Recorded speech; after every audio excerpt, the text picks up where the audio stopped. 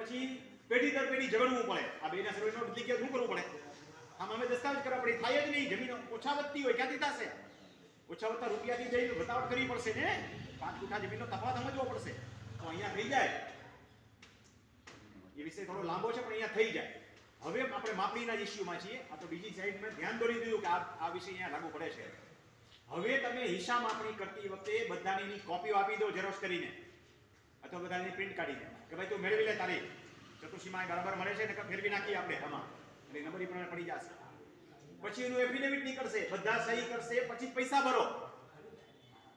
પછી એફિડેવિટમાં બધાની સાચી સહીઓ કરાવજો.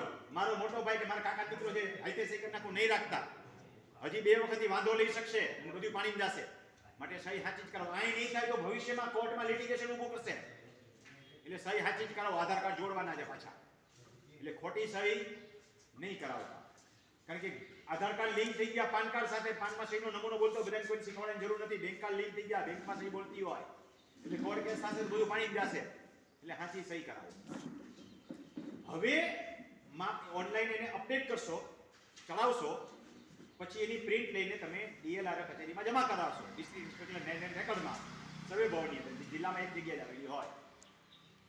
પછી માપવા આવશે તમારે ત્યાં. માપતી વખતે એક પણ પૈકી વાળો ના પાડશે ને પાછો વયો જશે. એટલે જ મેં કીધું સાચી સહી કરાવજો ને એને પૂછજો બરાબર કે આ બધું તને માન્ય છે ને. પછી આપણે કે સર્વે પાછો વયો જ જાય, કારણ કે ઇમ્પોર્ટન્ટ બાબત છે. મેં કીધું એમ સર્વે બદલવાનું બધું ચોખ્ખું કરવાની બાબત છે. હકચોકસી આપણે ન કહીએ પ્લોટના સંદર્ભમાં, એમાં તમારી હકચોકસી એવું છે. પ્લોટમાં હકચોકસી સાંભળી છે ને, બરોબર? હકચોકસી વગરનો પ્લોટ ખોટો ગણાય. તો એમાં કેમ આપણે જાગૃત રહીએ છીએ? મકાનની હકચોકસી ખબર જ છે આપણને બધાને. એના વગર તમારું પ્રોપર્ટી કાર્ડ નીકળે નહીં. તો આ તમારા પ્રોપર્ટી કાર્ડ જેવું અગત્યની પ્રોપર્ટી છે.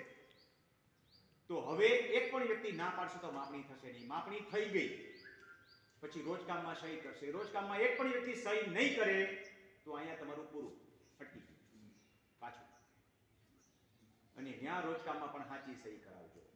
એક ભાઈ હાજર નથી તો એને કહેજો કે લાવ તારા મોબાઈલ નંબર, ની આવીની ભાઈ સહી કરી જશે. ખોટી સહી કોઈની કરશો નહીં, હાજર જ રાખજો. પણ બાય ચાન્સ કોઈ હાજર નથી, ઇમરજન્સી થઈ ગઈ, કે દવાખાને જવાનું કામ થયું મે બી, તો ત્યાં જઈને સહી કરાવજો. બાકી રાખશે 15 દી સુધી પડ્યું રહે ત્યાં જઈને સહી કરાવજો, સાચી સહી કરાવજો.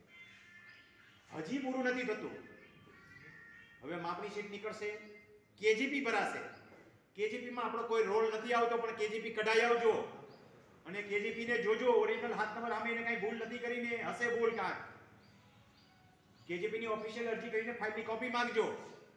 અને કેજીપી ને તમારા હાથ નંબર આરે મેળવજો. એમાં નામ, ક્ષેત્રફળ, સર્વે નંબર મળી જાય છે. એ ક્ષેત્રફળ બદલું, નંબર બદલીને કોઈ ચિંતા ન કરતા, એ નંબર બદલાવશે. એટલે નંબરને બહુ મગજમારી કરતા નહીં. પૈકીનો નંબર બદલી ગયો હશે એવું બને, એ તો બદલવાનો જ છે, એટલે તો કેજીપી છે. પણ તમારા નામ અને સામેનું ક્ષેત્રફળ યથાવત છે નહીં જોઈ. એટલે મેં કીધું એમાં નવો નંબર હશે ને તો બદલાવી દીધો એને તમે ક્ષેત્રફળના આધારે, સમજ્યા? એટલે નવો નંબર પાડી દીધો. 3 નંબરને 1 નંબર આપી દીધો.